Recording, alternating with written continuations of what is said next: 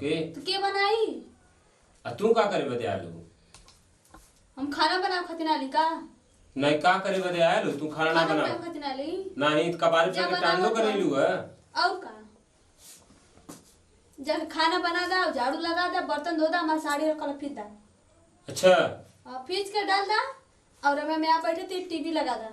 अच्छा तो तू दूल्हा ना लेके आलो, नौकर खरीद के हमके लेके आलो? और का पैसा दे के लेके आले? पैसा दे के लेके पैसा आलो? दे ले तब आया ले 5 लाख रुपया दे ले। के दे लो? हमारे बाप दे ले मां। तुझे बाप के दे लो, बाप से करावा? तो हरे बाप के दे ले तो और के दे ले तो हम काम कर खातिर लिखाया मां। जब नहीं जब हम काम करी जा तू करा काम हो हम क्या करी ना कर खाना बनाई हम यह कुल हम करे आ रही यहाँ पे नहीं तो बिया को क्या बड़ी हवा उसका करे खातिर खाना बनाया का करे बदे आए लो ये का करे बदे आए लो सारी करियो तू जाके करा तू करा हम ना करब। अच्छा तो हम ही खाना बनाओ रह गए और का तू आवाज तो के ना कहीं तो दूसरे कहीं का। अच्छा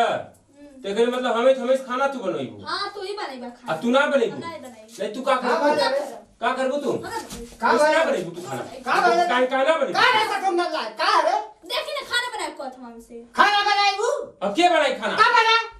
हम खाना बनाई खाना बनाई है ना उसका भाईना खाना बनावत हूं इतना तो सुंदर तू ही बना के देता खाना अरे का जात हो कि पागल है ना हां इहो चल जाई तो हुआ का जे हां चल जा इतना सुंदर मेहरारू ससुर पौले है कमावा करते का है ना तो बैठ के देखता का नहीं ये सुंदर मेहरारू होता है देखा बैठ के अरे हम तो बढ़िया पतो पौले है तो ओकर बढ़िया पतो पहले तो मतलब हम खाना बनाइए कपड़ा धो दे पूछा का कहती है कपड़ा ना धोइया हम कपड़ा कहीं काले बाबूजी खूब जम के मंगी है हैं अब हम का जाने कि जम के मंगवा तो तू ये कुल हमरे कपारे बांध देबा ससुर ना लायक बताते चल यहां से चल तोरे मार के ना चल तू मारो हमें का मारत रहला मारत रहा इनके हाँ काम न धंधा चले आते हैं कितना सुंदर पतो पौधे हैं हम खुदा आई हो दादा मल्ला का रे तो ना मल्ला ना हमने काम करे खरी कौन खाना बनाए तो रोज ससुरा दे नहीं खाना बना कर हम कहने कि जा तू ही खाना बना दे कौन तू ही जो बना दे खाना जा है बतावा इतना सुंदर पतो पौली है आई घोड़ा मेहरारू पा गई ना आयो के मारत पीटत हम है काम करिए मत है बतावा आई आई आई आई पसेना सना कैसन भइल रे मल्ला है नहीं जा दे जब ले हम जिए थे तो ले टेंशन मत ले जा अब टेंशन मत ली अब हम हैं ना हम जौन करब तौन करब ओकरे मान के ना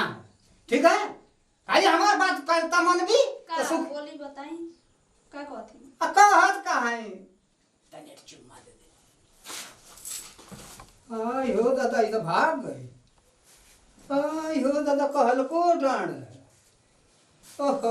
ये अच्छा तो कहबा ना कैले होती है बता ससुर न लायक हम हो के बेइज्जत कैले अपन बेइज्जत भए आउ तो चलिए ये का रिसिया करे हैं रिसियाल जला कोहाल जला रिसियाल जला जब जब हम करत है तोरे खातिर तोरे खातिर न करत है हैं बेवकूफ कही कर तो के ना मालूम कि हम ओकर वर से दुश्मनी मोड़ लेली हैं हैं तोरियो खातिर न लड़त रहली है ओके मारबो कहली है भगाऊ देली है आ तोरे पता रिसिया के चली आइली है हैं काहे रिसिया के चली आइली बतावा तो से एठे चुम्मा न मंगली है हैं एठे चुम्मा पता रिसिया गईली है हैं जाए ना दे ना देबी नहीं ना देबी जाई आ जा जा मारा जिया चाहे मारा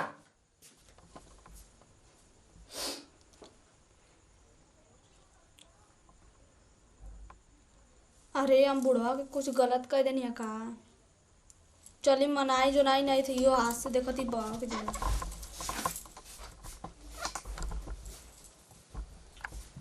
हम कुल करत है धरत है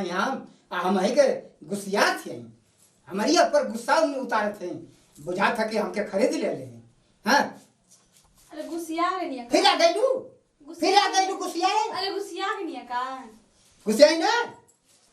है गुस्सियाई ना अरे कह हमके ढकेला थी अरे हम गुस्सा में बोल देनी आपके अच्छा हाँ तब जौन मुंगा तौन करी धरी सब